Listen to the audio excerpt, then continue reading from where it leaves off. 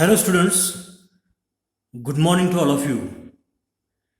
In last lecture we completed the study of topic biomolecules. So as concerned to examination, it having a high weightage.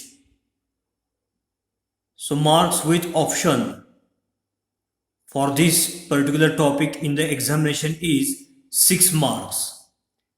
That's why I want to revise all the concepts or all the reactions which we learned in the topic biomolecules. So, while studying biomolecules, we learned that three basic needs of human beings are food, then clothes, and shelter. So, these are the three basic needs of human beings. So, human food material it consists of milk, fruits, vegetables, then ghee, etc.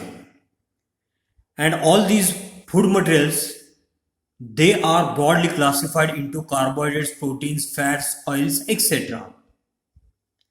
So carbohydrates, proteins, fats, oils, these are called as biomolecules. So in this topic, we are going to study in detail about three biomolecules. Among that, the first one it is the carbohydrates. Then second one it is the protein, and third one is the nucleic acids. So in the introduction, we studied the definition of biomolecules. So biomolecules are nothing but these are the lifeless molecules. These are the lifeless molecules.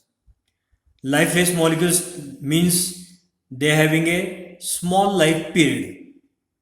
So lifeless molecules which combines lifeless molecules which combines in a specific manner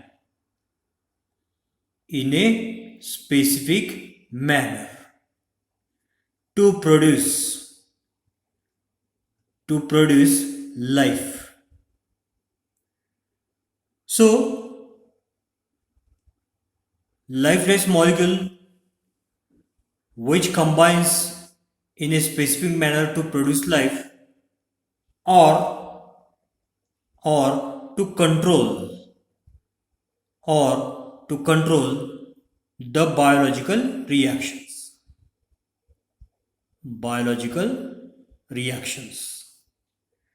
So such molecules they are called as biomolecules.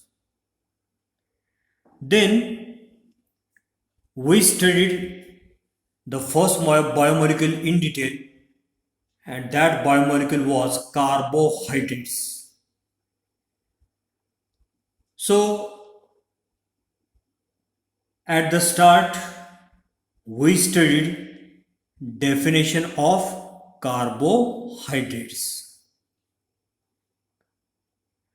So this is the first biomolecule which we learned in detail. So biomolecules are nothing but these are the lifeless molecules. And the first biomolecule it is the carbohydrates.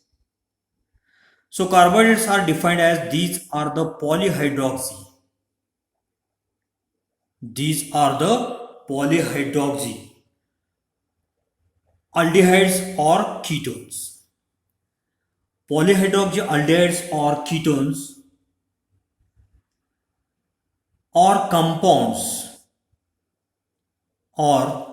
compounds which give rise such units, they are called as carbohydrates. So carbohydrates are the polyhydroxy aldehydes or ketones or compounds which give rise these on hydrolysis is called as carbohydrates.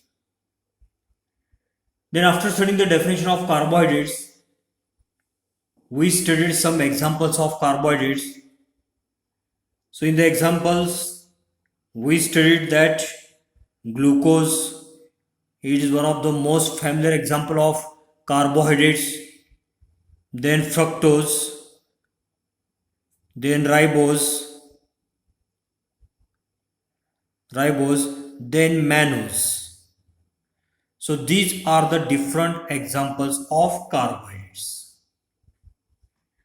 Then next we studied classification of carbohydrates. So remember that carbohydrates can be classified with their behavior. Carbohydrates can be classified with their behavior. So with their behavior on hydrolysis, carbohydrates can be classified. So with their behavior on hydrolysis, carbohydrates can be classified into three main groups or three main classes. First one, it is the monosaccharides.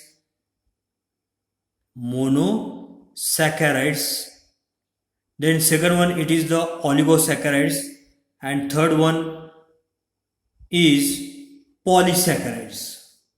Monosaccharides, oligosaccharides and polysaccharides. These are the important classes of carbohydrates. So we studied in detail about monosaccharides. So monosaccharides are nothing but these are the carbohydrates. These are the carbohydrates. They do not hydrolyze further.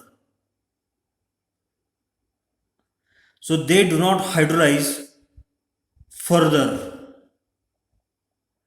They do not hydrolyze further. So this is the definition of monosaccharides. So monosaccharides are nothing but carbohydrates which do not hydrolyze further into smaller units. So this is the definition of monosaccharides. So examples of monosaccharides are glucose, then fructose, then ribose, etc. These are the different examples of monosaccharides. Why these are the monosaccharides? Because they do not hydrolyze further into smaller units. So here these are the different examples of monosaccharides. Then the next class of carbohydrates which we already studied, that was oligosaccharides.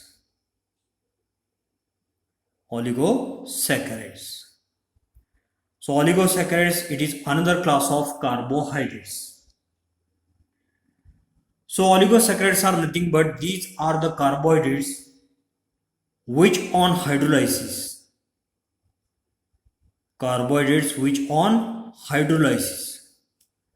So carbohydrates which on hydrolysis yields or produce. So carbohydrates which on hydrolysis yields 2 to 10 units of monosaccharide units.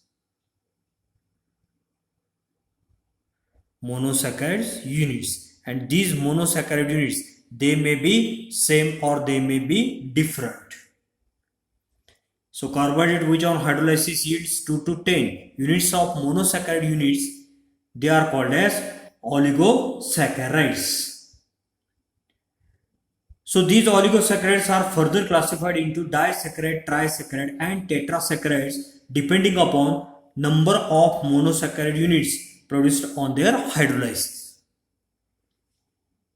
So depending upon the number of monosaccharide units produced on their hydrolysis, oligosaccharides are further classified into disaccharides.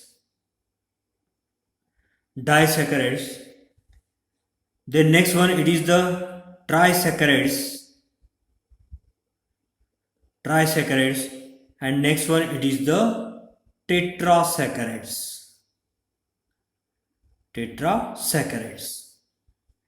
So oligosaccharides are further classified as disaccharides, trisaccharides and tetrasaccharides. So let's study about the disaccharides. So disaccharides, they yield two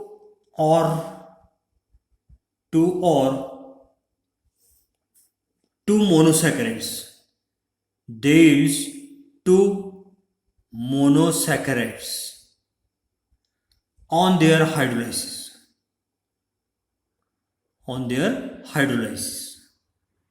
So disaccharide which yields two monosaccharides on hydrolysis, they are called as disaccharides.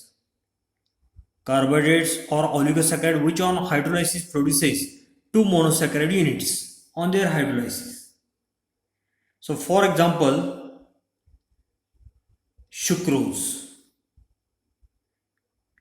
It is the example of disaccharide because sucrose, it on hydrolysis, it produces one glucose unit and one fructose unit.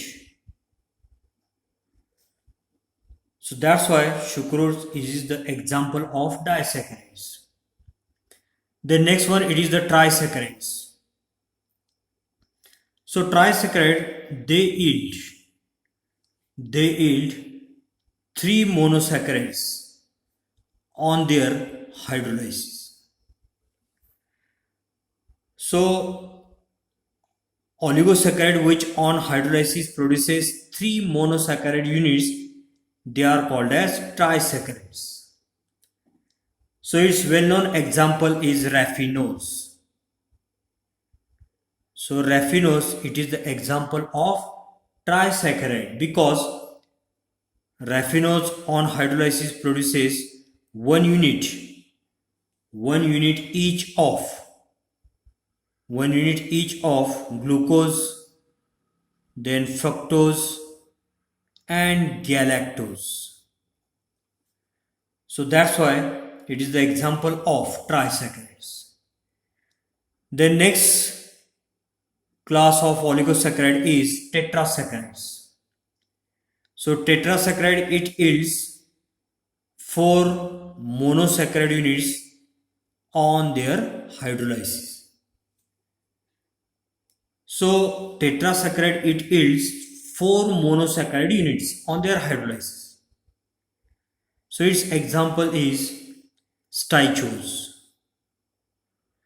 So staichose, it is the example of tetrasaccharides, and staichose, it on hydrolysis, it produces one unit of glucose, then one unit of fructose and two units of galactose. One unit of glucose, then one unit of fructose and two units of galactose. That's why staichose, it is the example of tetrasaccharides. Then the next class of oligosaccharide is polysaccharides. So we studied that oligosaccharides, they are further classified into disaccharides, trisaccharides and tetrasaccharides. Then the next class of carbohydrate, it is the polysaccharides. So polysaccharide, they yield large number of polysaccharides, they yield large number of monosaccharides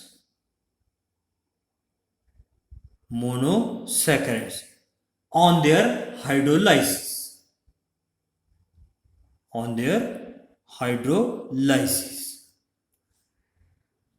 So polysaccharides are nothing but carbohydrate which yield large number of monosaccharides on their hydrolysis. Example of polysaccharide is starch. So starch on hydrolysis, it produces large number of glucose molecules. That's why it is the example of polysaccharides. Starch, then glycogen or cellulose. These are different examples of polysaccharides. Then, after studying classification of carbohydrates in detail,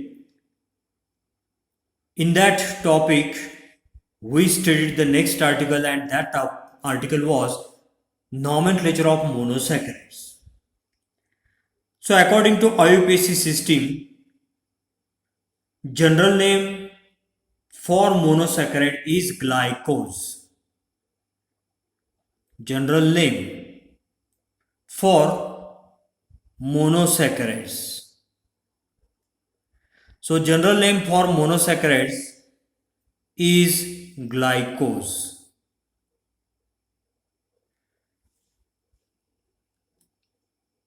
So general name for monosaccharides is glycose according to IUPAC system. So monosaccharides containing CHO group. Monosaccharides containing aldehydic or CHO group, they are called as aldoses. Monosaccharides containing aldehydic group or CHO group, they are called as aldoses.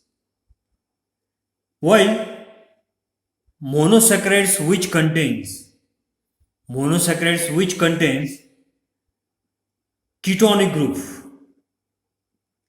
group, then they are called as ketoses. So those which contains aldehydic group are called as aldoses, and which contains ketonic group are called as ketoses. So further, names are modified on the basis of number of carbon atoms in the monosaccharides. For example, glucose.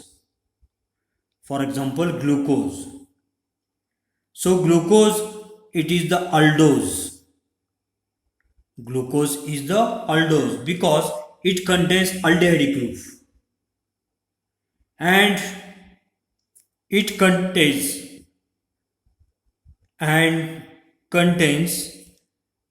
6 carbon atoms. That's why it is the aldohexose.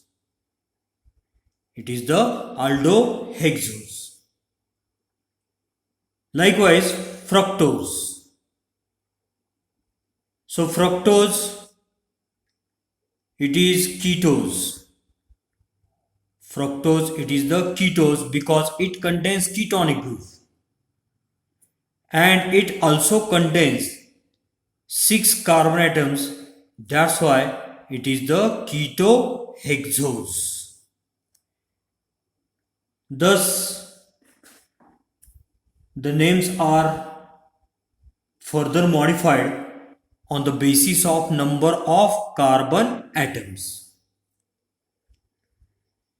So after finishing nomenclature, later on we studied preparation of glucose. So glucose can be prepared by 2 different methods. First one, it is from sucrose, and second one is from starch.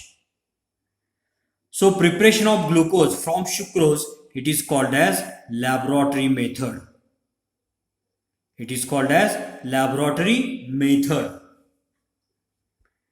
So in this preparation method, we studied that sucrose on hydrolyzing by warming with dilute HCl or H2SO4 for 2 hours gets converted into equimolar mixture of glucose and fructose. Listen once again. Sucrose. So sucrose having the formula C12H22O11. So sucrose on hydrolysis by warming with dilute HCl or dilute H2SO4, that is H plus. So sucrose on warming with or on hydrolyzing with dilute acid like H2SL, H2SO4 or HCl, it is gets converted into equimolar mixture of glucose and fructose, C6H12O6 plus C6H12O6. First one it is the glucose and second one it is the fructose. So here equimolar mixture of glucose and fructose is formed, and the mixture is later on separated by using solvent, and that solvent was ethanol. By using ethanol we can separate glucose from fructose. Then the next preparation method of glucose was preparation from starch. So this method is called as commercial method. On large scale, glucose is manufactured by using starch. That's why it is the commercial method. So starch on hydrolysis. Starch having the formula C6H10O5 N times. So such units are joined with each other and their number is large. So starch on hydrolysis by boiling with dilute H2SO4. Starch on hydrolysis by boiling with dilute H2SO4 at 393 Kelvin for at about 2 to 3 atmospheric pressure. Then it is gets converted into large molecules of, that's why N, glucose, C6H12O6. This is glucose. So in this way, glucose can be manufactured on large scale by using starch. That's why this is the commercial method. After studying these two methods of preparation of glucose, next we studied important article, and that article was structural properties of glucose. So in this way, here we are going to study actual structure of glucose. So from elemental analysis and qualitative properties, molecular formula of glucose is C6H12O6. So this is the first point under this article, structural properties of glucose or structural formula of glucose. From elemental analysis and qualitative properties, molecular formula of glucose is found to be C6H12O6. Then we studied the next property or next chemical reaction. So glucose on heating with HI.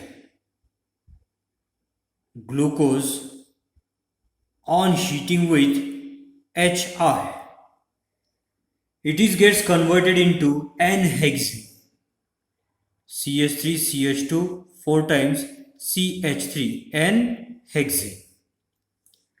So glucose on heating with HI, it produces N-hexane. So this reaction, it indicates that glucose contains 6 carbon atoms in a straight chain. Because N-hexane is formed. N-hexane, it is a straight chain compound. Likewise, this glucose, it also contains 6 carbon atoms, and these 6 carbon atoms, they are joined in the straight chain. Then we studied the third property. So glucose on reacting with hydroxylamine. Glucose on reacting with hydroxylamine. Hydroxylamine means H2NOH or NH2OH. So glucose on reacting with hydroxylamine gets converted into corresponding oxide. Likewise, glucose on reacting with hydrogen cyanide, that is HCN, it produces cyanohydrin. It produces cyanohydrin. So these two reactions are the characteristic properties of those compounds which contains carbonyl group. So those compounds which contains carbonyl group, they are reacting with H2NOH, they forms oxide, and those organic compound which contains carbonyl group, they are reacting with hydrogen cyanide, they form cyanohydrins. That's why glucose, it contains which group? Carbonyl group. Then we studied the next property. So glucose on oxidation by mild oxidizing agent like bromine water, it produces gluconic acid.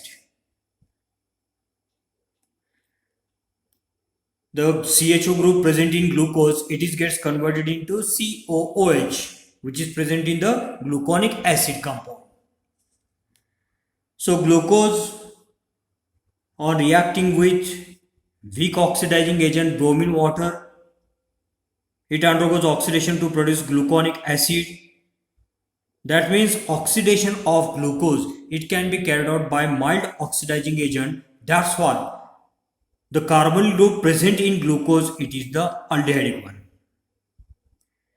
Because aldehydes undergoes oxidation easily as compared to ketones, that's why the carbonyl group present in glucose, it is the aldehydic group and not the ketonic group, because oxidation takes place by weak oxidizing agent. Then next property was glucose on reacting with acetic anhydride. Glucose on reacting with acetic anhydride, it produces glucose pentaacetate. Glucose pentaacetate. So this reaction, it is the characteristic reaction of those compounds which contains OH groups. So if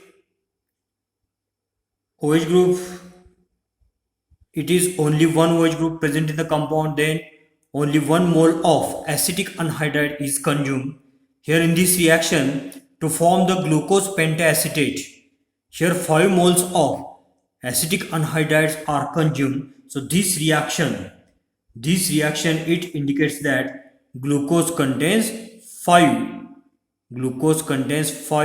hydroxyl groups.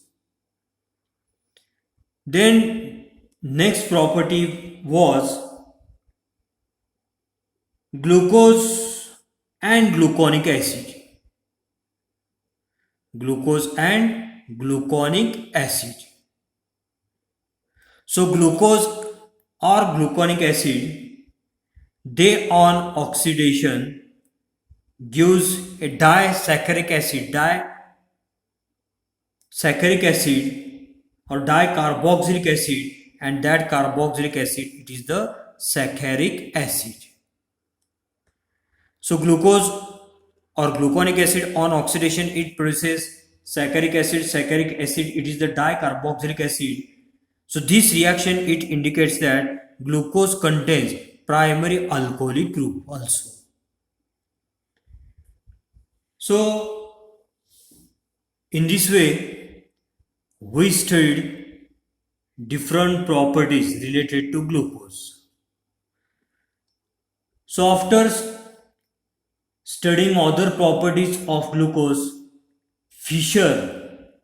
scientist Emil Fischer gives the special arrangement of OH group. He gives the special arrangement of OH group as follows.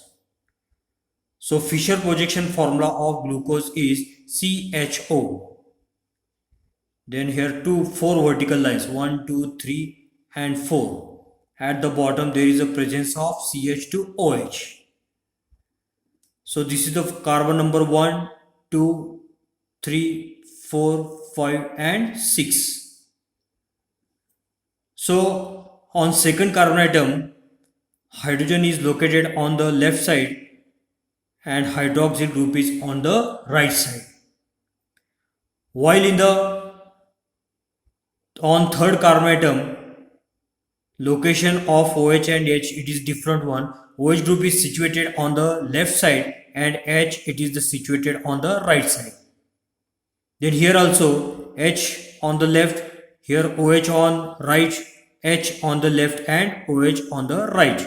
So this is the Fischer projection formula or open chain formula for the glucose. Thus we completed here once again the study of structural properties of glucose. As concerned to examination, this article, it is very important because on various occasions question on this article was asked. That's why you concentrate on the structural properties of glucose. Then after studying structural properties of glucose, we studied the next article, and that article was D and L configuration. D and L configuration. So to assign D or L configuration, the standard was taken, and that standard was glyceraldehyde. So glyceraldehyde, it contains one asymmetric carbon atom. That's why it exists in 2 isomeric forms. So this is the first isomeric form, CHO. This is the Fischer projection formula for glyceraldehyde, CHO. At the bottom there is the CH2OH, here H and here OH. This is the one form of glyceraldehyde, and another form of glyceraldehyde is CHO, here HO, here H and here CH2OH. So this form, it is called as D-glyceraldehyde or D form, because OH on the asymmetric carbon atom, here there is the asymmetric carbon atom, OH on the asymmetric carbon atom, it is located on the right side. That's why this is the D form of glyceraldehyde. Here OH group on the asymmetric carbon atom, it is located on left side. That's why it is the L form of glyceraldehyde. So likewise, D and L configuration for the compound can be assigned. But if compound contains more than one asymmetric carbon atom, at that time D and L configuration can be assigned on the basis of configuration of lowest configuration of lowest chiral carbon in the Fischer projection formula. So when more than one asymmetric carbon atom is present, at that time D and L configurations can be assigned on the basis of configuration of lowest chiral carbon. Lowest chiral carbon. So on the basis of configuration of lowest chiral carbon, D and L configurations can be assigned. So in this way, we studied about the D and L configurations. So after that, we also studied the next articles, that is the open chain formula or closed chain structure of glucose Haber projection formula. So we will study these articles in next lecture. Today we are going to stop here. Thanks to all of you.